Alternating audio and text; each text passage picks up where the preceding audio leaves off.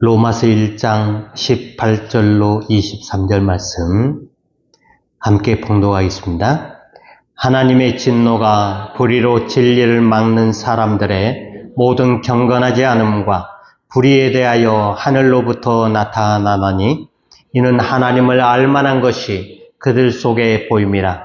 하나님께서 이를 그들에게 보이셨느니라. 창세로부터 그의 보이지 아니하는 것들 곧 그의 영원하신 능력과 신성이 그가 만드신 만물에 분명히 보여 알려졌나니 그러므로 그들이 핑계하지 못할지니라.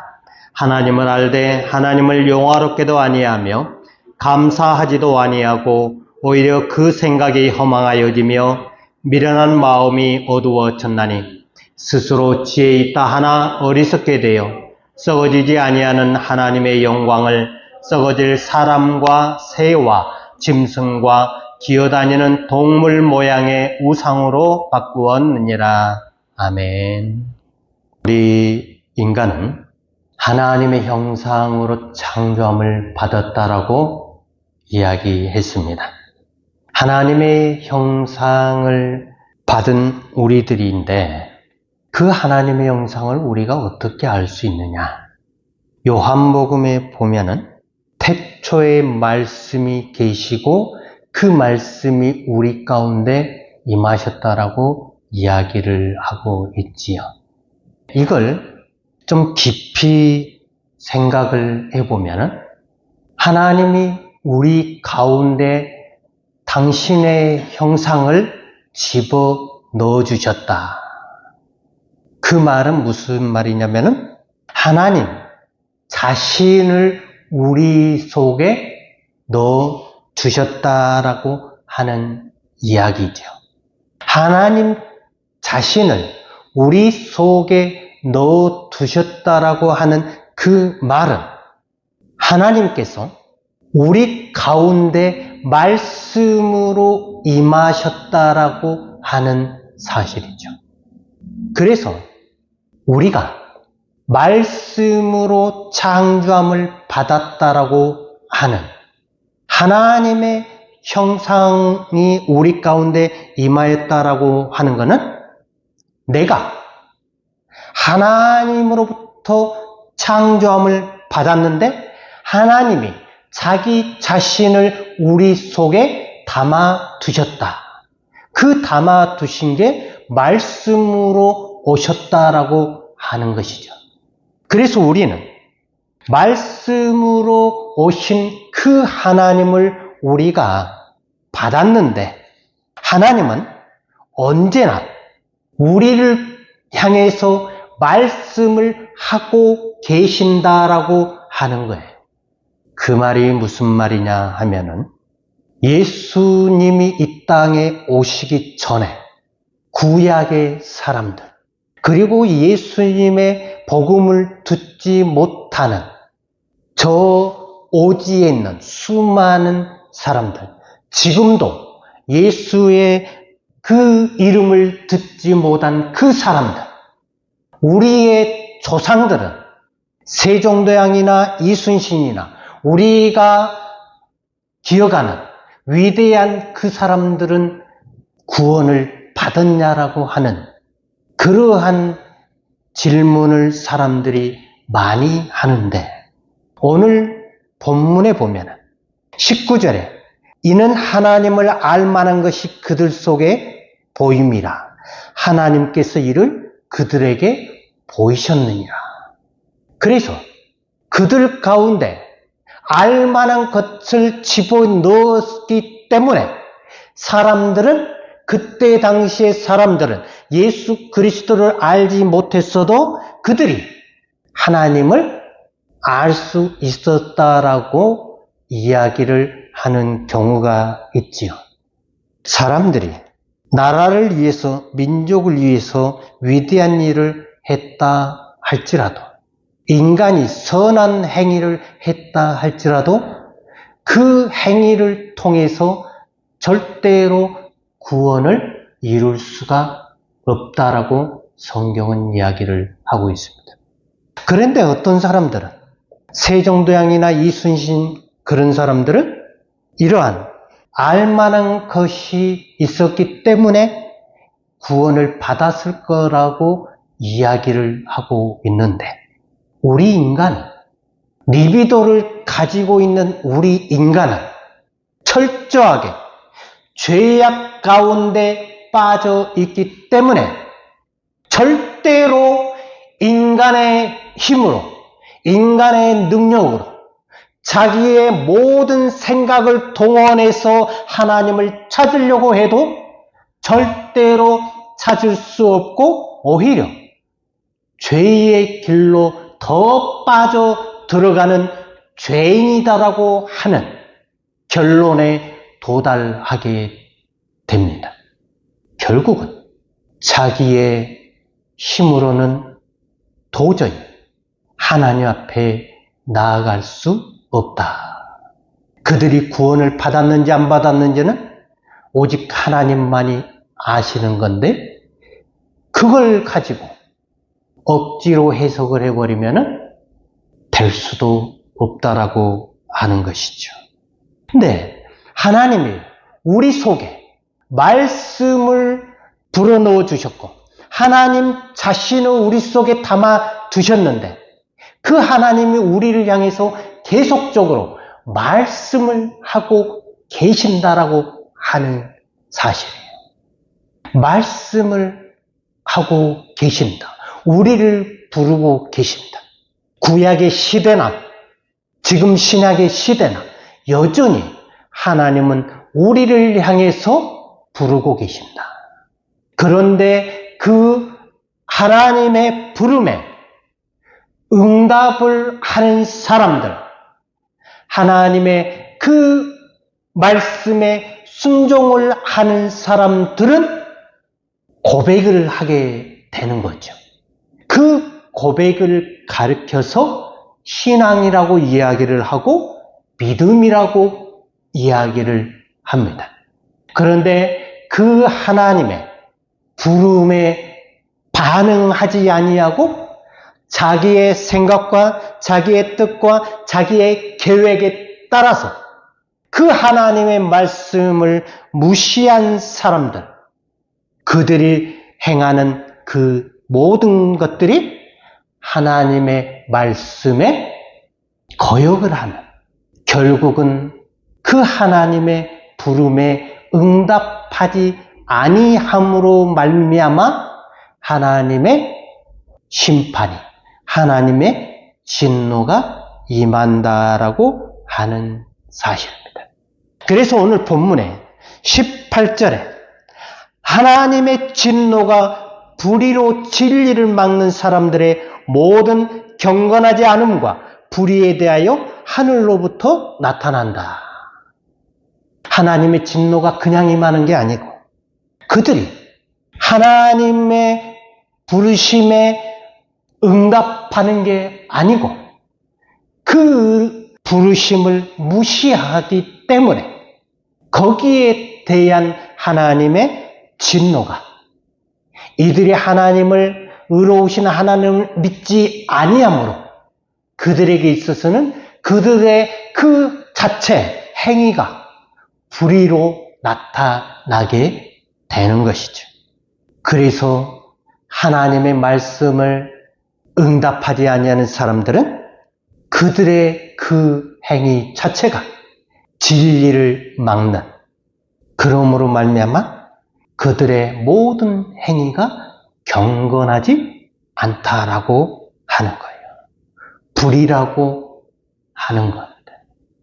하나님을 알만한 것이 그들 속에 있는데, 그게 바로 하나님의 형상이고 하나님의 나 자신, 하나님 자신이고, 그리고 하나님께서 우리 속에서 역사하시는 영이고 푸뉴마이고 말씀이고, 그게 바로 아가페이고, 그게 바로 하나님 나라라고 하는 것입니다. 이것이 그들 가운데 있음에도 불구하고 이들은 그 하나님의 부르심에 절대로 반응하지 아니하는, 그래서 하나님을 머리로는 지식으로는, 의식으로는 알지만 그 하나님은 믿음의 주로 고백을 아니하기 때문에 하나님을 영화롭게도 아니하고 감사하지도 아니하고 오히려 자기들의 생각이 허망하여져서 미련한 마음이 어두워졌다. 스스로 지혜 있게 하나 어리석은 사람들이다. 그래서 그들은 썩어지지 않냐는 하나님의 영광을 썩어질 사람과 새와 짐승과 기어다니는 동물 모양의 우상으로 바꾸는 행위를 하게 되었다. 그들의 그 행위는 하나님의 그 부르심을 거역한 자연스러운 현상이다라고 하는 것입니다. 그래서 우리는 예수 그리스도를 주로 고백을 하지만 그 예수 그리스도가 누구냐? 바로 하나님의 나라고 하는 사실입니다. 예수님이 바로 하나님의 나로 우리 가운데 임하신 거예요. 그래서 예수님이 말씀이 육신이 되어 우리 가운데 임하셨다. 저번에 이야기했던 것과 같이 예수님은 우리와 같은 똑같은 모양을 가지고 있으나 예수님에게는 리비도라고 하는 그 부분이 없다고 했었죠. 그렇기 때문에 예수님은 리비도가 없기 때문에 하나님의 형상의 모든 것들이 예수님의 의식을 통해서 나오는 그 모든 말과 행동이 바로 하나님의 말씀이고 하나님을 직접 나타낸다라고 이야기를 했습니다. 그런데 우리 인간은 리비도를 가지고 있기 때문에 항상 우리는 그 리비도를 통과해야만이 우리의 의식을 통해서 말을 하게 되지요. 그래서 우리가 행하는 모든 것들이 선한 것 같기도 하고 그리고 착한 행위인 것 같기도 하지만 우리를 통해서 나오는 모든 것들이 다 리비도의 그 영향을 받고 있기 때문에 우리는 우리가 하는 모든 것들이 죄악된 행위다라고 그렇게 이야기를 하는 겁니다. 우리는 우리가 하나님 앞에 할 수 있는 모든 것들을 우리가 드리고 싶지만 그 드리는 것 자체가 우리는 어쩔 수 없는 리비도를 가지고 있는 우리는 어쩔 수 없이 하나님 앞에 드리는 모든 것들이 죄악된 그러한 모습임에도 불구하고 하나님은 여전히 그러한 우리의 찬양을 기꺼이 받으시기를 원하고 계신다라고 하는 겁니다. 하나님이 우리의 예배를 기꺼이 받기를 원하고 계신다. 이거는 오직 하나님만이 우리 죄인에게 행하시는 하나님의 은혜라고 하는 사실입니다. 그래서 우리는 우리의 어떠한 행위를 통해서도 하나님 앞에 나아갈 수 없지만 그럼에도 불구하고 하나님은 그러한 우리의 행위를 즐거이 받아주신다. 그러므로 우리는 하나님 앞에 감사할 수밖에 없는 우리의 모습입니다. 그렇기 때문에 우리가 사람들을 향하여서 믿음이 있네 없네 하고 그들을 이야기하면 안 되겠지요.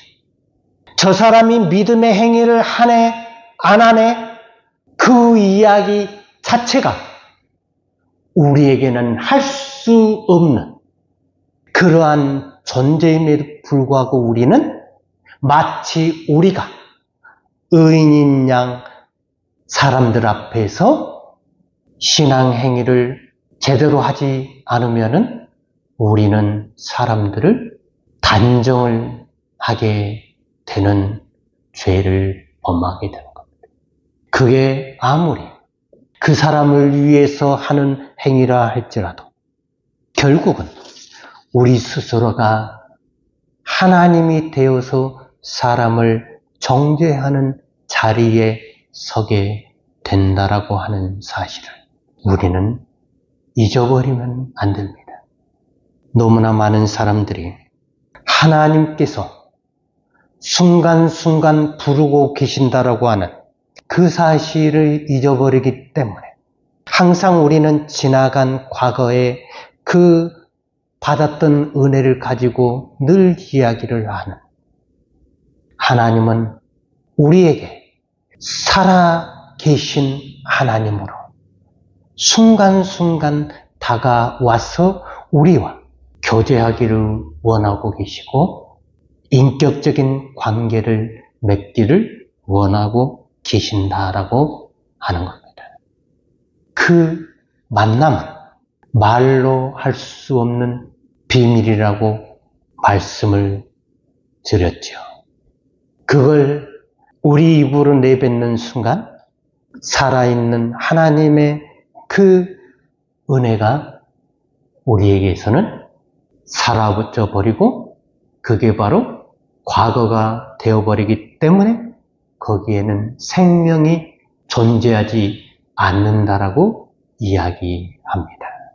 그래서 우리는 하나님과 함께 늘 우리의 삶을 순간순간 드림으로 말미암아 그 하나님께서 우리에게 말씀하시는 그 부분에 대해서 응답한다라고 하는 것이 어떠한 고상한 것이 아니다라고 하는 거예요. 그냥 우리는 반응하는 거예요. 그래서 우리가 사람과 사람 사이의 관계에서도 반응을 하는 겁니다. 인격적인 만남은 오직 그 안에 진실이 들어있고 그 안에 생명이 있기 때문에 우리는 우리가 할 수 있는 거는 그것밖에 없어요. 그걸 머리로 이해하려면 그거는 도저히 이해할 수가 없으니까 알려고도 하지 마시고 우리에게 맡겨진 시간에 주어진 삶에서 하나님과 사람 앞에서 최선을 다하는 삶을, 그래서 내가 하나님 앞에서 나 자신을 세우고 그리고 사람 앞에서 나 자신을 주인으로 세우려고만 하지 않는다면, 나의 주장을 완전히 상대방에게 관철시키기 위해서 행하지만 않는다면 하나님과 우리 사이에 그리고 사람들 사이에 순간순간 인격적인 나와 너의 관계가 이루어진다라고 하는 것입니다. 그래서 우리는 믿음으로 순간순간 현재를 누리며 살아가는 그리스도인이 되어야 한다는 사실을 기억하시기 바랍니다.